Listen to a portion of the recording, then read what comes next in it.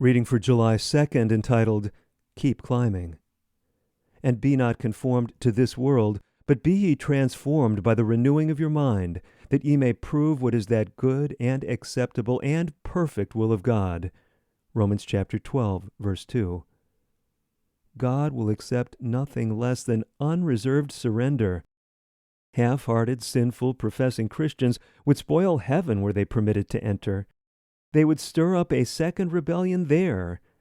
Those who know the truth, yet do not exalt the author of truth, will never enter the city of God. Heaven would be purgatory to them, because they know nothing of the high, holy principles that govern the members of the royal family above. The directions that Christ has given are so distinct and so definite that no one need take a false step. Let us not think that because we have made crooked paths for our feet, every other professing Christian has done the same thing. Let the one who in the past has been a fault finder begin to climb the ladder heavenward, keeping his eyes fixed on the light above. The true Christian keeps the windows of the soul open heavenward. He lives in fellowship with Christ. His will is conformed to the will of God. Shall we not, in the few days of probation that remain to us, act like men and women seeking for life in the kingdom of God, even an eternity of bliss? We are to strive earnestly to reach the standard set before us. Not as a penance are we to do this, but as the only means of gaining true happiness.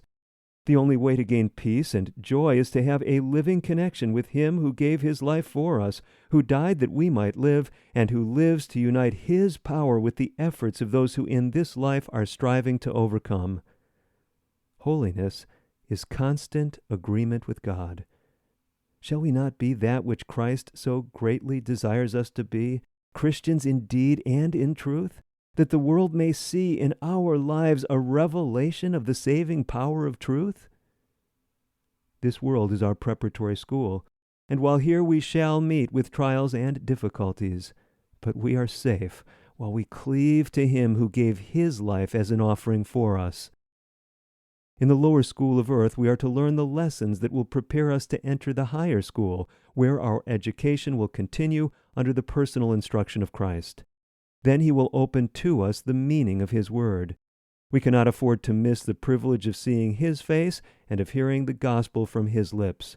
Shall we not put our whole souls into the work of preparing for admission into the higher school, where we shall see Christ face to face? Taken from Manuscript 61, dated July 2nd, 1903, entitled, Unreserved Surrender.